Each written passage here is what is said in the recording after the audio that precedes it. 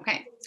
We are recording this, as we've noted before, so that any colleagues who are unable to join us currently, or if you just want to relive the celebration later, we will send out a link following the meeting so that you can enjoy it all over again at your leisure. While we're here, I just ask that whether you're joining us with your breakfast or your lunch or your celebratory beverage of choice, fasten your hat and settle in, take a deep breath. This is not intended to be an interactive event for the most part, so we ask that you do turn your mics off and your volumes up to be able to fully enjoy the program. If you do have something that you feel the urgent need to share, please do so using the chat feature, and we will monitor that to make sure that we address any concerns. But in the meantime, we hope that you will bear with us via technology, weather, family, animals, whatever it takes. We're going to have fun this hour. And also, if you could, send us a picture. Again, I noticed you all look so fabulous, and we're going to try and get some pictures as we go through the program. But if you're, whether you're alone, you can take a selfie, or with colleagues or family or friends, send us your pictures of the celebration, and we'll make a really nice collage so that, again, we can enjoy it throughout the year. And we'll get started.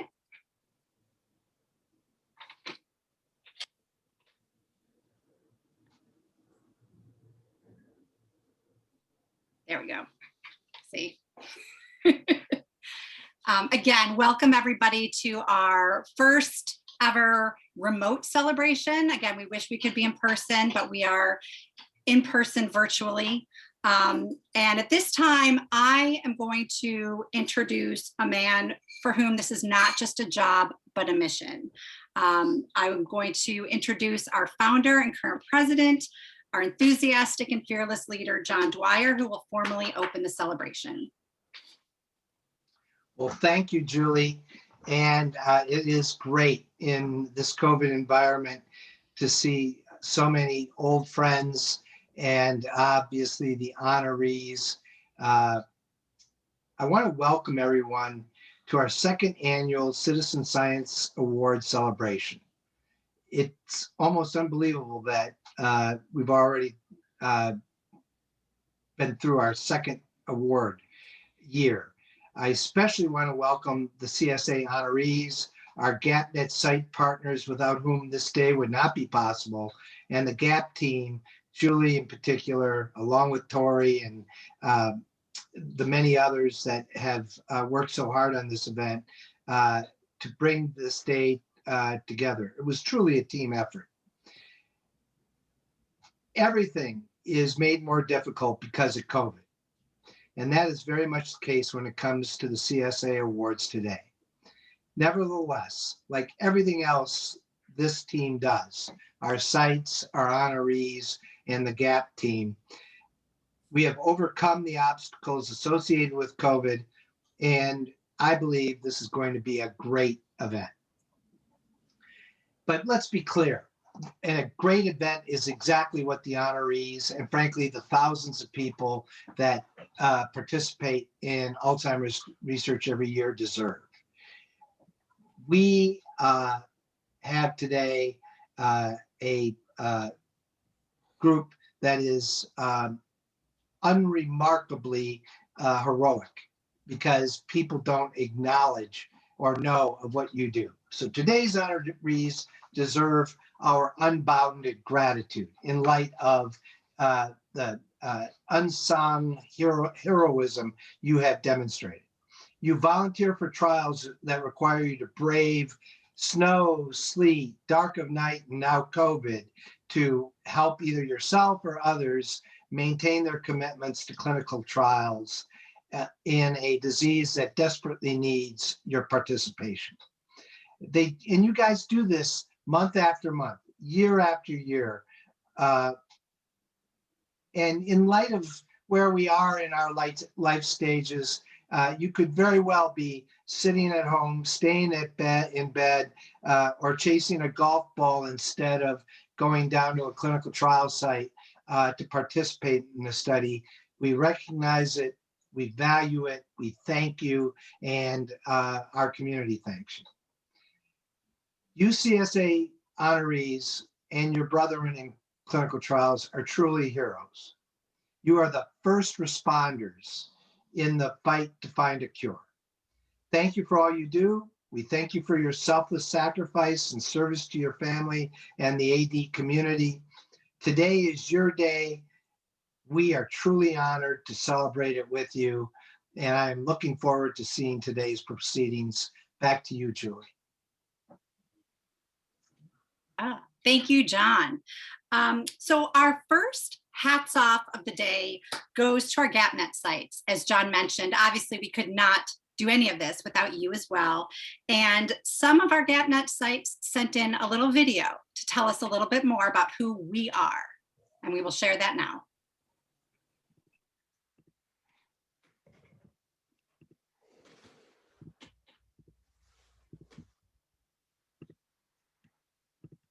Each year, the Global Alzheimer's Platform Foundation recognizes the citizen scientists, everyday people who volunteer countless hours along with their body and brain to help scientists change the Alzheimer's trajectory. Over the next few years, Alzheimer's trials critical to finding a therapy are estimated to need more than 25,000 participants.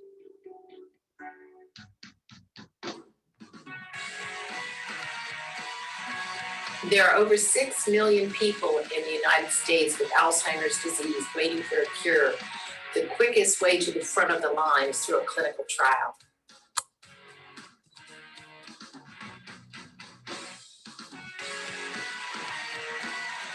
Thank you. Merci beaucoup. شكراً لالتزامكم. Gracias por tus historias. Grazie mille. Dankeschön. Thank you. I'm Nicole from Brigham and Women's Hospital, Center for Alzheimer's Research and Treatment.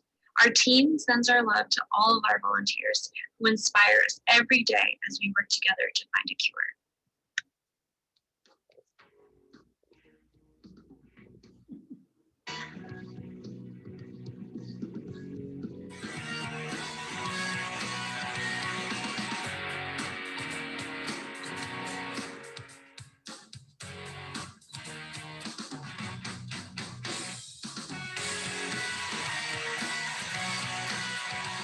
I'm Dr. Kim Christie, and we are Okanagan Clinical Trials here in Kelowna, British Columbia, Canada. And we love our clinical research volunteers. They're the backbone of clinical research and the future of medicine. Thank you for all that you do. Thank you. Hello, I'm Dr. Sharon Cohen. I'm here in Toronto, Canada. You can see it's winter, but our hearts are warm because of our research volunteers. I'm the medical director and PI at Toronto Memory Program. We are so blessed by having people come from the city, from the province, and even out of province to join us in the fight against Alzheimer's. So many wonderful people spending their time with us and helping us move research forward. Thank you to all our volunteers. Thank you. The Advocate Memory Center Research Group at Advocate Lutheran General Hospital in Park Ridge, Illinois. All of our research volunteers are amazing. They are devoting their time and themselves to help find new ways to prevent and cure dementia and Alzheimer's disease. To us, they are all champion citizen scientists. We are advocates for all of our patients and volunteers. We know that the first person to be cured of Alzheimer's disease will be in a clinical trial, so please join us at the Advocate Memory Center. At the River St. Francis Research and Innovation Center in Charleston, South Carolina, our research volunteers become family to us. They're generous, loyal, committed, and they inspire us every day to keep working to find a cure for Alzheimer's disease. We are so thankful for our volunteers. Their dedication, compassion, and desire to make it to their appointments, not only for themselves, but for a better future, inspires us. Their kindness, their smiles, their laughter motivate us to continue to research a cure for Alzheimer's disease.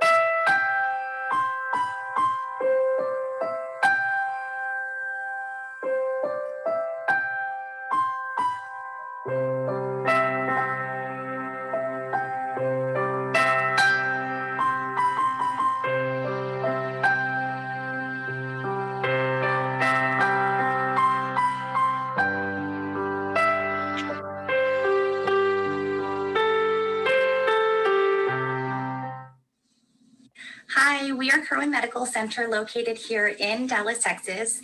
Every day we work towards finding that cure for Alzheimer's disease, and it's all thanks to people like our research volunteers here at our center that are helping to push science forward and getting us one step closer. We thank you so much for all that you do.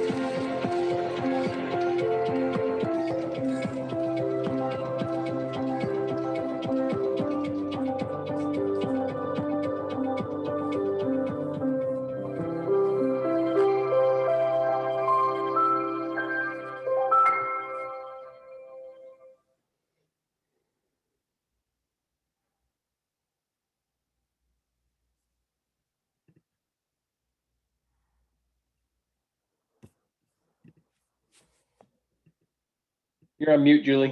Thank you. Got it. There we go. Thank you very much. Thank you to all the sites who took the time to make those little tribute videos. And I think what you can see there is just like our volunteers, our sites each have their own little flavor, their own flair, their own style. And that's what really helps make our network so strong, is that we are able to meet the needs of all different kinds of people in all different ways. So thank you for giving us a little peek into your lives and helping us feel a little bit closer together by sharing those images and visions and words and meaningful moments. Now for our next hats off.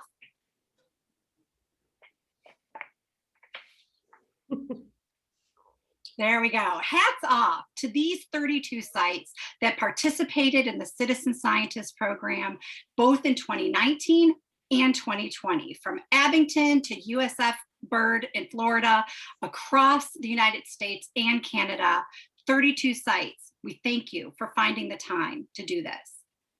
And hats off to these 15 sites that found particular time in 2020. As John mentioned, lots of strain on our resources, our time, our energy, but you made participating in the Citizen Scientist Award program a priority, and we take our hats off to you.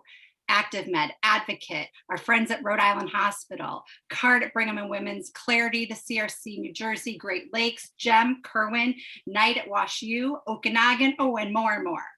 And these 4 sites who participated for the first time in 2020, they took that chance with us. And as you can see, they nominated in multiple categories: Clarity Clinical Research, the Cognitive Research Center of New Jersey, GEM Research Institute, and Sorrentis Clinical Research. We thank you for taking the jump with us in 2020. So last year, we made tribute videos for each of the honorees. And in doing so, their beautiful and brave volunteer stories came to life. In their own words, as well as some words from their GapNet site staff, and in some cases, family and friends, you will hear exactly what makes these folks extraordinary examples of citizen scientists. After each tribute video, we'll hear from the honoree about what their participation means to them. Settle in.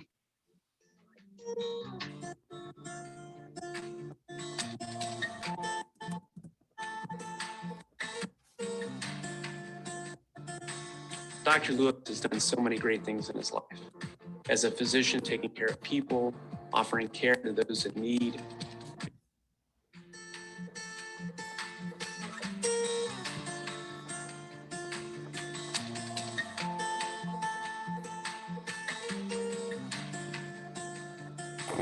Dr. Lewis has done so many great things in his life. As a physician, taking care of people, offering care to those in need, being a spokesperson and a proponent for things like research in Alzheimer's disease, so reaching out to the African-American community, raising awareness. So I'm a firm believer Dr. Lewis is the most deserving of this award, and I congratulate him on his lifetime achievement. My aunt, who had Alzheimer's, lived in Washington, D.C.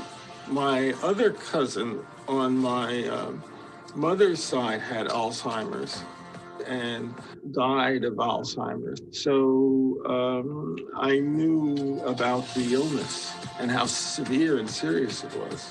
The thing that is kind of emotionally difficult, I think, for people at high risk for any disease, you constantly wonder if you're getting it or if you have it. Dr. Lewis is a research participant in a study here at Washington University, and he's special in several regards. One of them is he's a physician, so he knows full well the importance of medical research to advance the findings that will become tomorrow's treatments.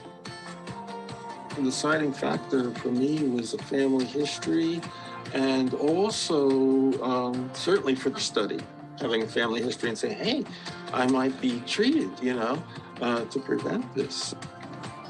It is amazing and inspiring to think of people like Dr. Lewis who do this year after year, take their time, their life's blood, their spinal fluid, their time in the scanner, and really provide that so everyone else in the world can benefit from understanding these diseases better. So it's a terrible disease, and people have an opportunity to make a difference and to help us find a treatment for it. So that's where clinical trial participation comes in.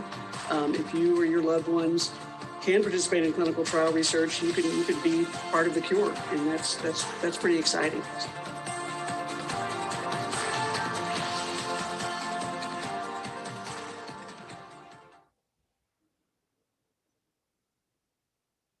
Very much like to thank the GAP Foundation for the Citizen Scientist Award for being in the Alzheimer's study.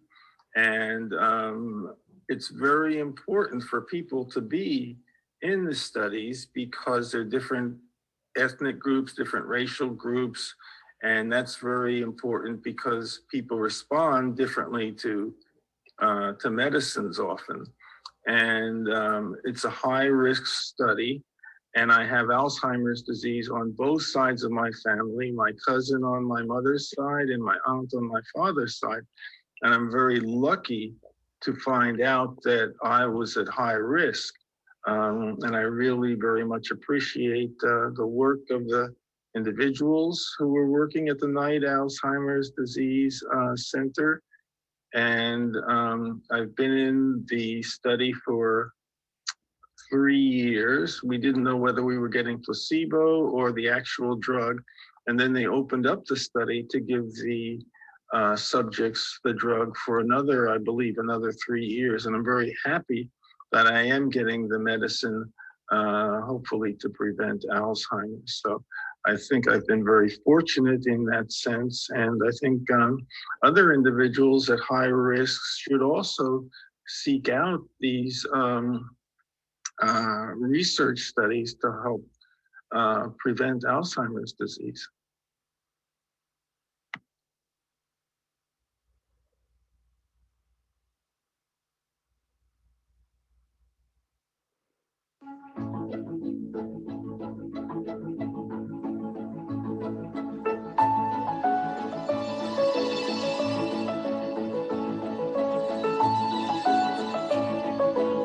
To really get directly involved participating in a trial was more of a reaction to one of my children that challenged me to do something instead of just writing checks. And I have a lot of family that has Alzheimer's. I had my grandparents, one from each side of the. As far as outreach into the communities, he is often someone that does speak, also with his spouse. They are also very strong advocates of a clinical trial participant support group. I think the most rewarding experience for me really is, like the kid said, getting off the sideline and be directly participating and involved in it. Over the years, he's become an amazing advocate for clinical trials in general for Alzheimer's disease, for treatment and prevention, spreading the word of why this is so important, why is it important to participate in a study, how do we get answers from these studies and ultimately bring treatments to patients in the clinic. We were trying to figure out to nominate someone to serve on the ACTC board. That is yet another commitment, as if making monthly visits to our research site that's 2 hours away from his house isn't enough. He was willing to serve on this advisory board.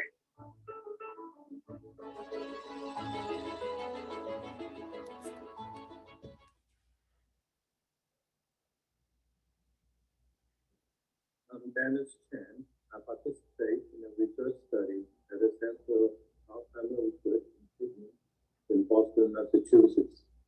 I became a participant because I wanted to make a more direct and personal contribution to finding a cure for Alzheimer's. I've learned that a successful clinical trial needs to ensure that the study drug will work for everyone who needs it. Therefore, to people in underserved communities, I ask, please consider taking part in a research study because your participation will help make sure that the drug works for you, your family, and members of your community. I also realize that although scientists are working diligently to find preventions and cure for dementia, but due to social inequity, not all Americans will have access to or be able to afford these new treatments. Therefore, we must continue the task of making quality healthcare and education accessible to all people, regardless of your skin color, where you live, or what you do. Finally, I thank everyone at the center for creating a supportive environment that enriches my experience.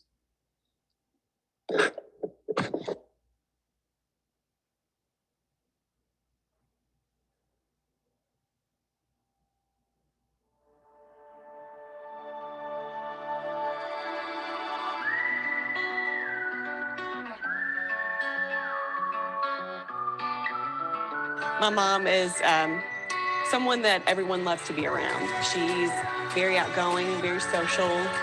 Mom has always loved to dance. That's probably her favorite pastime. So full of heart and so full of determination to make a difference, not only for herself, but for her children and future generations. Deborah didn't not only try to fight the disease herself. Her mission is to convince everybody that should join her.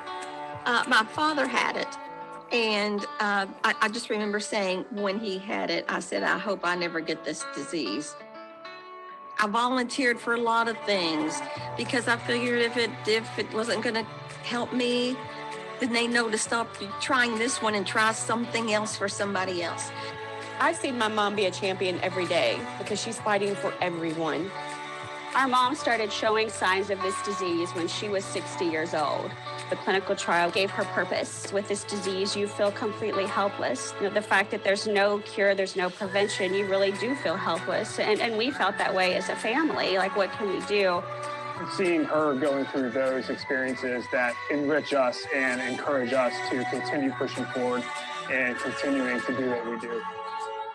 It was basically my children, because if something doesn't get found to eradicate all of that stuff out of everybody, it's not going to stop. Every day, Deborah demands from our team to do more, to use more of her time, because she's committed and she has motivated our team to have a focus on finding a cure for Alzheimer's disease, period. The more Deborahs we can find, the sooner we'll be successful.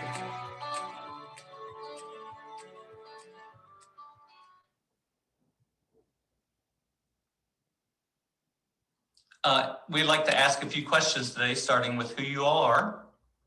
I'm Deborah Whalen. And I'm her daughter, Andrea Whalen. And I'm her daughter, Ashley Shane.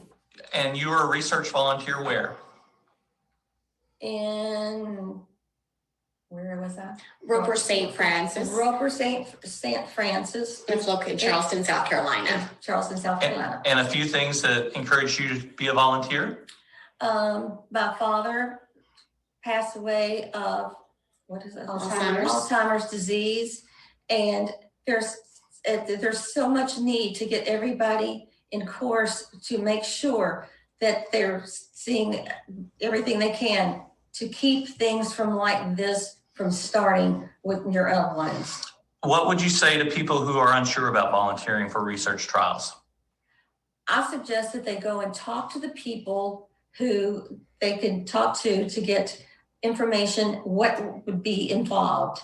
And when you get that, you come with a feeling of you want to help people. You want to be there. You've got days of doing nothing, and you've got a lot of people who cannot even do a thing for themselves. Well, thank you. And is there anyone that you would like to thank in your research, Charles?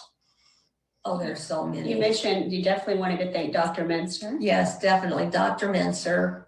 Dr. Menser was instrumental to our family. He met with all of us and made us feel very comfortable about putting Mom into clinical trials, and she's done 4. She's currently on her 4th clinical trial, so obviously we felt a great comfort with Dr. Menser. Yes. Bree, Catherine, who helped us get started in this, Allison Lapp, all of them at Roper have been tremendous. Thank you.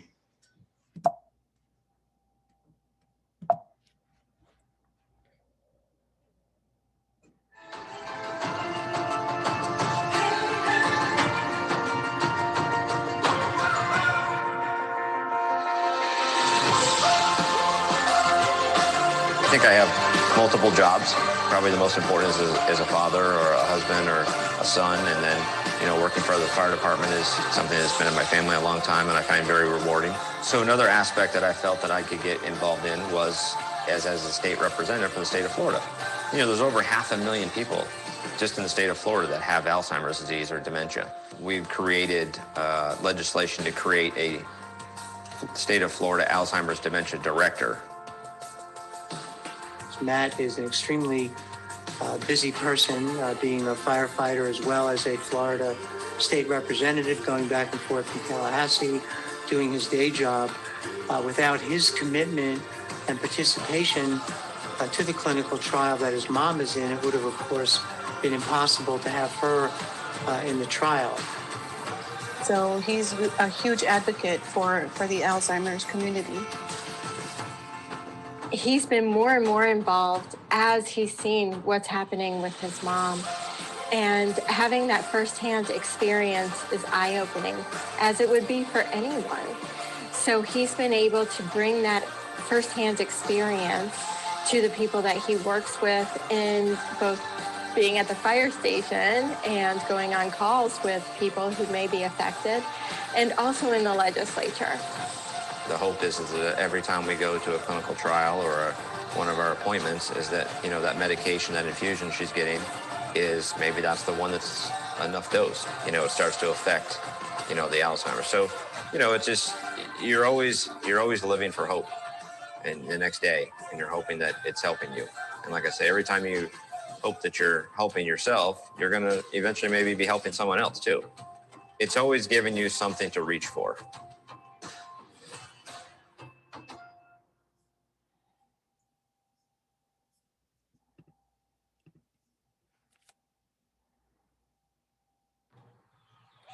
Hi, my name is Matt Wilhite, and I'm so honored to be recognized as the Global Alzheimer's Platform Citizen Scientist Collaborator recipient for 2020.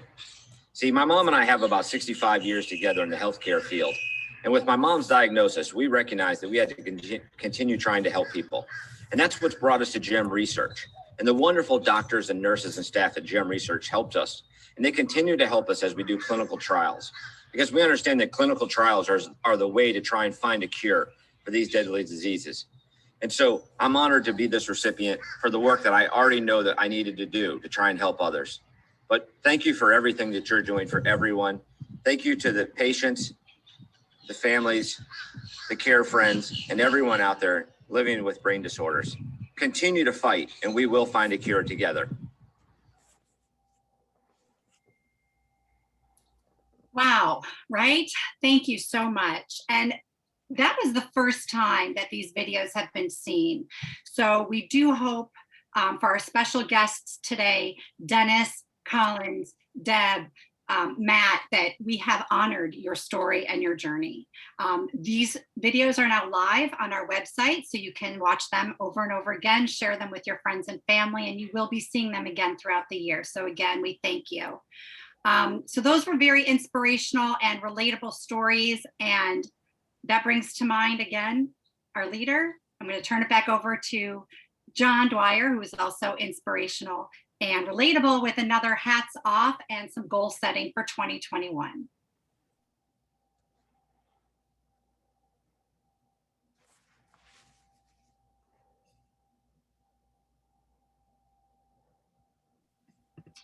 Or maybe we'll wait a minute. We may have lost John temporarily. So in the meantime, I will take this opportunity to give a heartfelt thanks and immense gratitude to the Vredenberg Foundation, and particularly George Vredenberg, who has been our Citizen Scientist Award program sponsor for both 2020 and now again for 2021. Another person with whom we could not do this without. Your unending support, again, both as a sponsor, but as a cheerleader and a supporter out in the community, both of our Citizen Scientist program, our nominees across the country, across the continent, and our honorees in particular, has been tremendous. And we are forever grateful and take our hats off to you. Thank you. Have we, is John back yet? I just want to thank you, Julie, George Vredenberg, for recognize this. The citizen scientists that you recognized last year in this are at sort of the heart of all of what we do, which is to try and find a cure that will eradicate Alzheimer's. And we're going to be there. We're going to get there, and we're going to accelerate this effort as we have last year through a global effort. So we are working hard at every level of this disease to cure it. I am a family where 3 generations have had Alzheimer's over the last 45 years. And if we don't accelerate a cure to this disease, I know my children and my grandchildren are going to be at risk. And that would be 5 generations over 60 or 70 years. It just is intolerable. So thank you for the people that have been recognized today for your service to the community, to your families, and quite frankly, to my family as well. So I deeply appreciate all of the awardees and everyone else on this phone, and obviously to Julie for putting together a great program. Thank you, George. Thank you. John, I'm going to toss it back to you.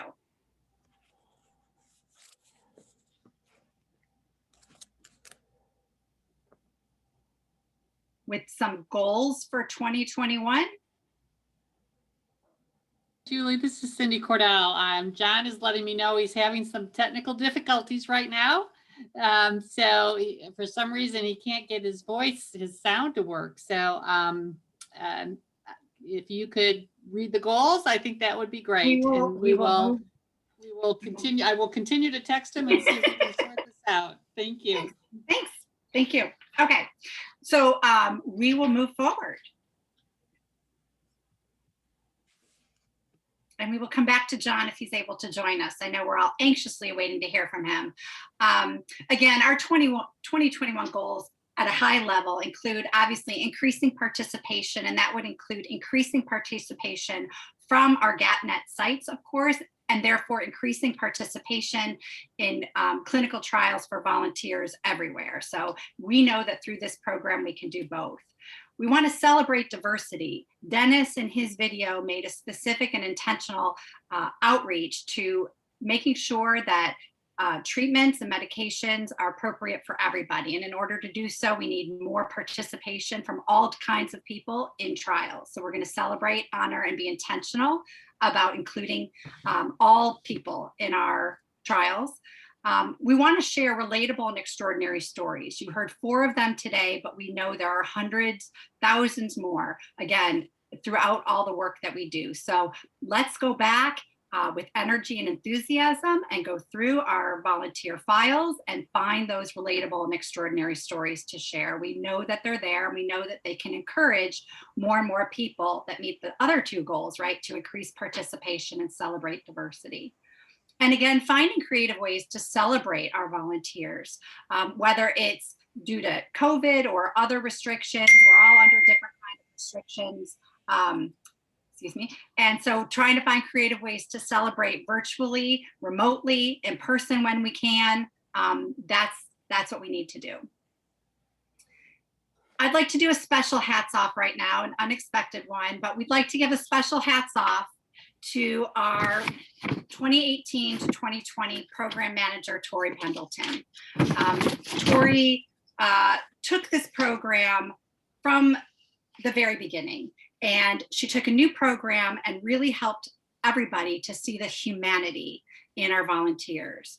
Her support of sites throughout the nomination process and really starting to explain this program out, her sincerity in working with the nominees, and her overall efforts to make this program an experience authentic and fulfilling for everybody is a lasting legacy. So we are very grateful, Tori, for all of your input, effort, suggestions, energy, time. We take our hats off to you. Thank you. I was already crying with the videos.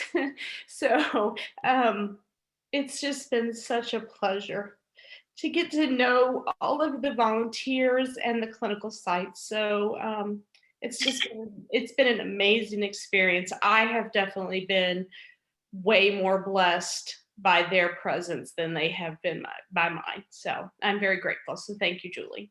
Sure thing. Thank you, Tori. And I am back for what it's worth. John, do you have some goals you'd like to share with us for 2021?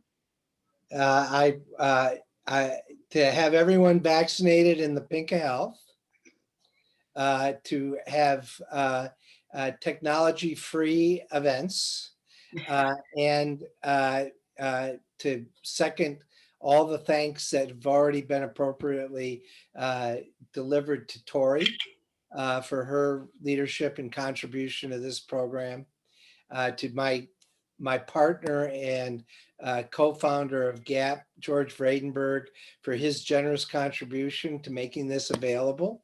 So those are my first goals. And for our prospective goals, I would just have this group know once again how grateful I am and our whole team is for everything you all do as sites and as trial participants. And I know we will have the full audio up on the website once we nick it and get it fixed. So don't worry, your full splendor will be available to us all. But it was a great event. And last but not least, for this year, my goals, in addition to all of you to be able to enjoy great health, is we will be adding on next year a whole Parkinson's wing to this endeavor.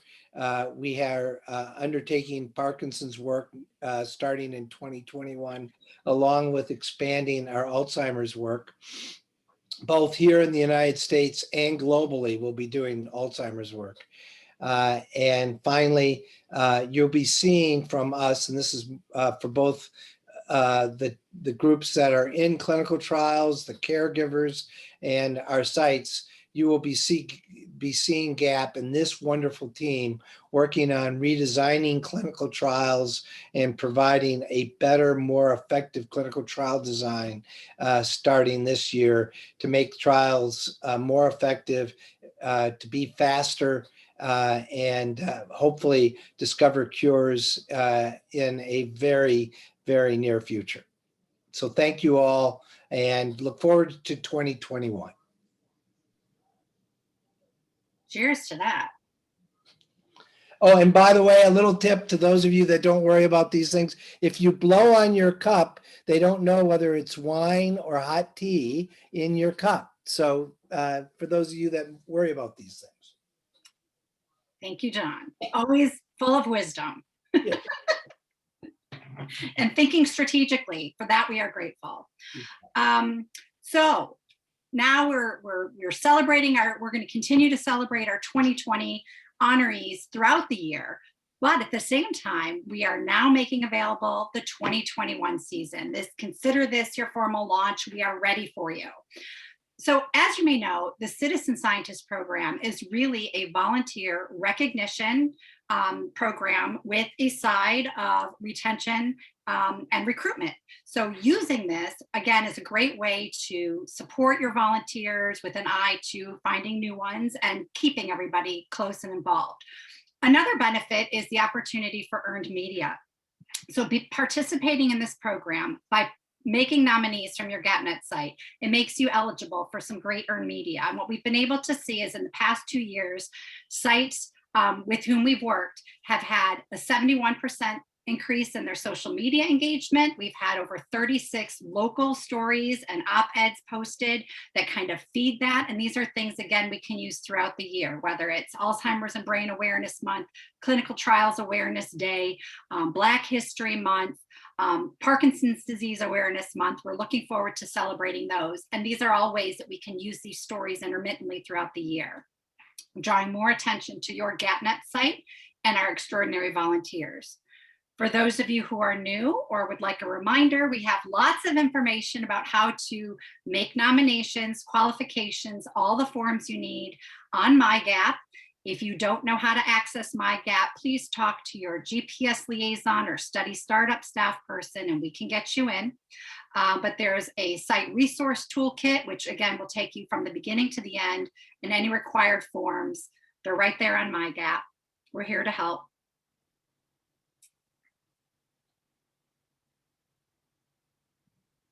Next. There we go.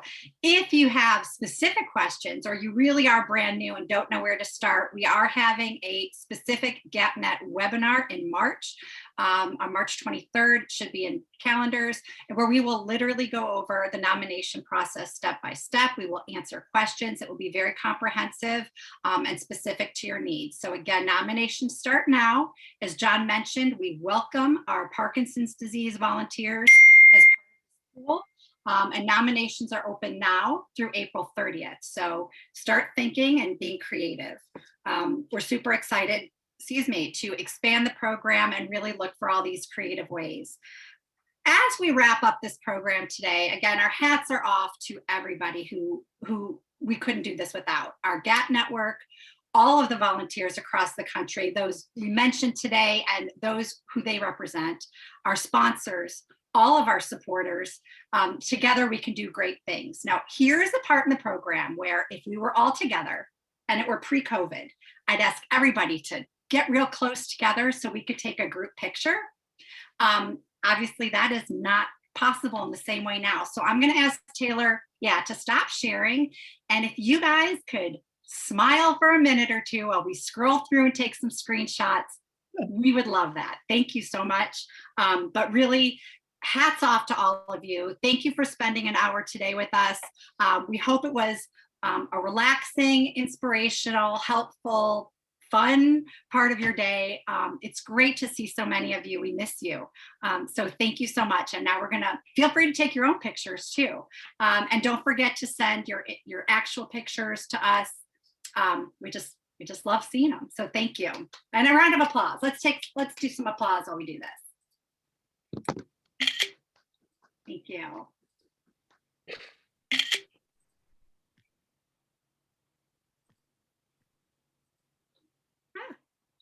Oh, you're all so attractive. Thank you, thank you, thank you. Okay, again, I have to give a shout out to Judith's hat. If you see Judith's hat, it is amazing. Can we? That's a crown. That is beautiful. This is what was in her picture in the newsletter with her family. Oh, love it. There she is. Okay. In case you couldn't find her, there is Judith and her chapeau. Beautiful. Okay. All right. Well, once again, thank you so much for everything all year round. Thank you for taking this chance and celebrating with us. We hope, next year or later this year together in person, next time together. Thank you. Thank you, Julie. Thank you, Taylor. Thank Great you, job. Thank you, Troy. Great job. Yeah. Thank you, everyone. That tea is hot.